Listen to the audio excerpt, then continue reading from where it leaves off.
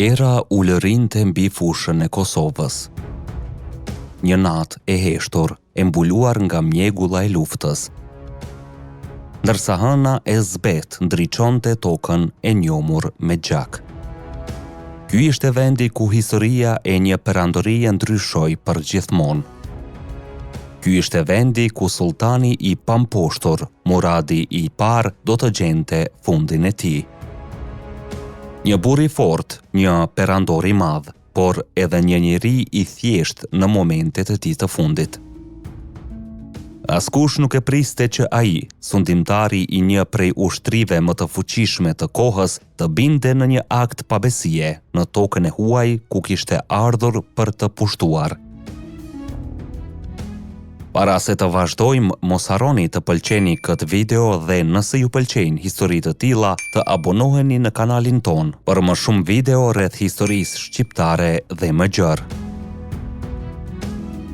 Muradi i parë, biri i Orhan Gaziut dhe nipi i themeluesit të perandorisë osmane, Osmani të Madh, ishte një sultan i hekurt, një strateg i shkëlqyer dhe një pushtues i pamëshirshëm. Ishte ai që e transformoi perandorinë osmane nga një principat e vogël në një fuqi të frikshme që zgjerohej në Ballkan. Muradi i parë nuk ishte thjesht një pushtues i zakonshëm. Ai ishte një strateg gjenial dhe një reformator shtetëror. Në nënsundimin e tij, perandoria osmane filloi të organizohej si një fuqi e strukturuar, duke kaluar nga një principat ushtarake në një perandori të vërtetë. Një nga reformat kryesore që ai ndërmori ishte krijimi i trupave elitare jeniçerët, një forcë ushtarake e përbërë kryesisht nga djemtë e krishterë, të marrë përmes sistemit të devirshmes. Këta ushtarë të trajnuar që në fëmijëri do të bëheshin një nga njësitë më të frikshme të perandorisë osmane.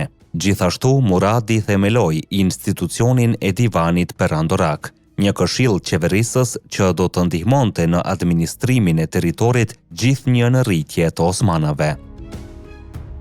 Por ndoshta një nga aspektet më të rëndësishme të sundimit të tij ishte toleranca fetare dhe administrative. Për të siguruar stabilitetin e territoreve të pushtuara, ai shpesh linte sundimtarët vendas në pushtet si vasal, në këmbim të një tributi dhe besnikërie ndaj perandorisë osmane. Kjo ishte një nga arsyet pse osmanët arritën të zgjeroheshin me shpejtësi të madhe në Ballkan.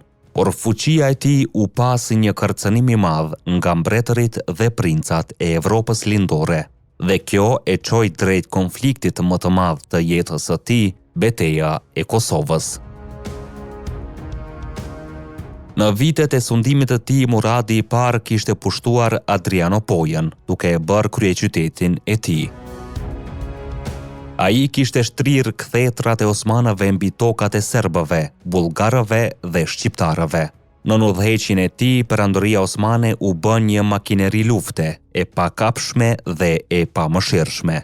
Por çdo pushtues ka një kufi, dhe për Muradin, ai kufi ishte Kosova.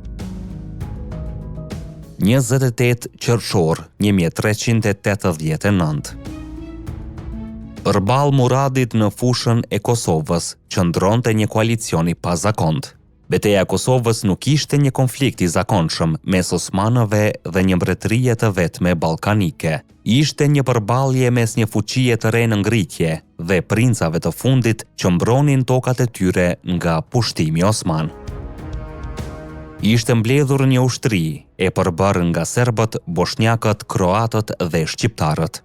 Ndër të tjerë në këtë aleancë morën pjesë edhe fisnik shqiptar si Teodor Muzaka dhe pjesëtar të familjes Balshaj nga principata e tyre në veri të Shqipërisë. Një nga faktorët që e bëri këtë betejë të veçantë ishte mënyra se si palët përdornin strategjinë. Osmanët nuk kishin më një forcë e vogël nomade, por një ushtri e disiplinuar me një sistem të qartë komandimi. Ata përdornin informacione të organizuara, siç ishte sistemi i spahinjeve dhe akinxhinjeve, kalorës të lehtë që kryenin sulme të shpejta dhe shkatëruese para betejës kryesore. Nga ana tjetër, forcat ballkanike mbështeteshin në kalorësinë e rëndë dhe në një strategji më tradicionale të përplasjes së drejt për drejt mes ushtrive. Ishte një betejë e përgjakshme, ku toka dridhej nga kërcitja e shpatave dhe britmat e luftëtarëve. Në mes të betejës, çdo ushtar luftonte për jetën e tij, ndërsa era e vdekjes mbulonte fushën. Lufta filloi me një sulm të ashpër nga kalorësia ballkanike, e cila arriti të godiste qendrat e trupave osmane dhe të shkaktonte humbje të mëdha. Fillimisht dukej sikur ballkanasit po fitonin, por osmanët kishin një avantazh vendimtar: disiplinën dhe komandën e centralizuar. Djali i Muradit, Bajaziti, i njohur më vonë si Rufeja, u tregua një komandant i pamëshirshëm. Ai udhëhoqi një kundërsulm që e ndryshoi rrjedhën e betejës. Në këtë kaos, princi serb Lazari, i cili udhëhiqte koalicionin ballkanik, u kap rob dhe u ekzekutua më pas nga osmanët. Megjithatë, fitoria nuk ishte e pastër për Muradin. Në hijen e fitores osmane, fshihej një hakmarrje. Një njeri kishte vendosur të ndryshonte rrjedhën e historisë me një akt të vetëm. Disa burime thonë se ai u paraqit si një dezertor dhe kërkoi të takonte Muradin për t'i dorëzuar besnikërinë e tij. Të tjerë thonë se ai ishte një nga luftëtarët e plagosur të betejës, të cilin rojet osmane e lanë të afrohej me mendimin se ishte i pashpresë. Në mes të fushës së betejës, një kalorës i plagosur po i afrohej tendës së sultanit. I lodhur, i mbuluar në pluhur dhe gjak, ai dukej si një nga shumë të burgosurit e betejës. Emri i tij ishte Miloš Kopiliçi. Rojet osmane e lanë të kalonte. E panë si një luftëtar të thyer, një njeri pa fuqi. Por në brendësi, ai kishte një vendim të palëkundur, të vriste sultanin me çdo kusht. Kur u afrua te Muradi, ai u përkul si për t'u dorëzuar, por papritmas nga tunika e tij nxorri një thik të mbret dhe nguli thellë në trupin e sultanit. Një heshtje e rëndë ra mbi kampin osman. Rojet u hodhën mbi të, e prenë në vend, por ishte tepër vonë. Gjaku i sultanit rridhte mbi tokën e Kosovës. Ai, i pushtetshmi, i pamposhturi, tashmë ishte një njeri i vdekur. Historia e vrasjes së Muradit mbetet e mbështjellë me legjenda. A ishte Miloš Kopiliçi një heroi vërtet apo thjesht një luftëtar i dëshpëruar që gjeti një shans të fundit për t'u hakmarrë? Sido që të ketë ndodhur, ai arriti t'i afrohej Muradit dhe ta godiste për vdekje. Ky ishte rasti i parë dhe i vetëm në histori ku një sultan osman u vra në fushën e betejës.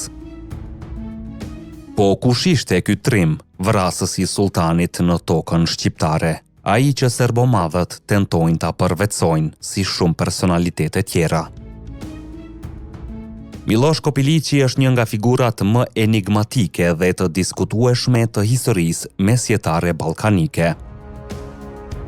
Ai njihet si kalorësi i guximshëm që vrau sultanin gjatë betejës së Kosovës. Për origjinën e tij janë ngritur shumë debate, ku shqiptarët dhe serbët pretendojnë se ai ishte pjesë e historisë së tyre kombëtare. Sipas shumë historianëve shqiptar, Miloš Kopiliçi ishte me origjinë shqiptare nga fshati Kopiliç në Drenicë, një krahinë e njohur për trimërinë dhe rezistencën e saj ndër shekuj. Emri Kopiliç rrjedh nga ky fshat dhe ekziston një traditë gojore në Kosovë që e identifikon atë si një shqiptar fisnik, i cili luftoi kundër osmanëve për lirinë e vendit të tij. Ishte trim, luftëtar dhe prijes i njohur, si dhe pasanik që posedonte prona të shumta në Kopiliç të Drenicës heroike. Ishte i martuar me vajzën e car Lazarit dhe kur osmanët u vërsulën këtej Dardaneleve, u lidh me koalicionin e krishterë anti-osman. Dokumente dhe burime të ndryshme sugjerojnë se shqiptarët kanë qenë të pranishëm në numër të madh në ushtrinë e princit serb Llazarit në betejën e vitit 1389 dhe se Miloshi ishte një nga komandantët kryesor të tij. Në atë kohë, identitetet etnike nuk ishin aq të ngurta sa sot, por shqiptarët ishin ndër popujt më të pranishëm në trevat e Kosovës, duke përfshirë edhe fisnikrinë e kohës. Serbët e kanë përvetësuar figurën e Miloshit duke e quajtur Miloš Obilić dhe e kanë bërë një nga mitet qendrore të identitetit të tyre kombëtar. Përmes legjendave dhe interpretimit të historisë, ata e kanë transformuar atë në një kalorë serb duke e lidhur me epikën mesjetare serbe. Megjithatë, duke pasur parasysh se vetë emri Obilić nuk përmendet në burimet më të hershme historike, ai është një konstruksion i mëvonshëm. Por më tepër, vetë kronikat osmane nuk e përmendin këtë figurë si serb, por vetëm si një luftëtar të fuqishëm që arriti të dëpërtonte në kampin osman dhe ta vriste sultanin. Nuk ekziston asnjë provë që Miloš Obilići ishte serb. Edhe historiani serb Dragutin Kostić në publikimin francez Revue Internationale des Etudes Balkaniques në vitin 1935 pranon se emri Miloš është me përjardhje iliro-shqiptare, sepse tek serbët nuk haset në asnjë dokument ky emër para shekullit 13. Teksa pas shekullit 13 emri Miloš bëhet më prezent tek serbët sepse është huazuar nga gjuha shqipe. Kurse në fshatin Kopiliq ende janë objekte të cilat vërtetojnë se ky hero ishte shqiptar, si për shembull pusi i Miloshit e kulla e Miloshit. Pavarësisht debateve për origjinën e tij, ajo që mbetet e qartë është se Miloš Kopilići ishte një hero që ndryshoi rrjedhën e historisë së Ballkanit. Vrasja e Sultan Muradit ishte një akt guximi i jashtëzakonshëm, që pati ndikim të madh në konfliktet mes osmanëve dhe popujve ballkanik. Ai qëndron krah për krah me figurat e tjera të mëdha në historinë shqiptare, që kanë luftuar për liri dhe dinjitet kombëtar. Pavarësisht përpjekjeve për ta përvetësuar, ai mbetet një simbol i trimërisë dhe guximit për të gjithë shqiptarët. Me vdekjen e Muradit, osmanët e humbën momentin e tyre të triumfit. Megjithatë, djali i tij Bajaziti mori frerët e pushtetit me një egërsi të paparë. Ai vrau të gjithë rivalët dhe vazhdoi ekspansionin osman. Muradi nuk u kthye më në kryeqytetin e tij. Trupi i tij u nis për në Adrianopoj, por zemra dhe organet e tij mbetën aty ku ai gjeti vdekjen, në Kosovë. Ky ishte një ritual i zakonshëm për komandantët që vdisnin larg dheut, një mënyrë për të treguar se gjaku i tyre mbetej në tokën që kishin pushtuar. Më vonë në vendin ku ai vdiq, u ndërtua një mauzoleum, i njohur si Tyrbja e Sultan Muratit, që edhe sot ekziston si një nga monumentet më të vjetra osmane në Ballkan. Varri i tij qëndron ende aty, një kujtesë se si historia ndryshon në një qast. Si një perandor mund të bien nga një dorë e vetme, dhe si toka e Kosovës ka parë më shumë se ç'mund të përballoj. Vdekja e Muradit nuk e ndaloi perandorinë osmane, por e shënoi me një gjurmë të pashlyeshme. Ajo ishte një tregues se asnjë pushtues nuk është i pavdekshëm dhe asnjë perandori nuk është e përjetshme. Betejë e Kosovës nuk e ndaloi ekspansionin osman. Përkundrazi, ajo i hapi rrugën Bajazitit, i cili u bë një nga sultanët më të fuqishëm në historinë osmane. Ai vendosi një sundim të hekurt në Ballkan dhe thelloi pushtimin drejt perëndimit. Teksa në perëndim, kjo betejë u kujtua si një simbol i rezistencës, për osmanët ajo ishte një kosto e rëndë për një fitore të madhe. Sot Sultan Muradi i parë mbetet një figurë kontradiktore.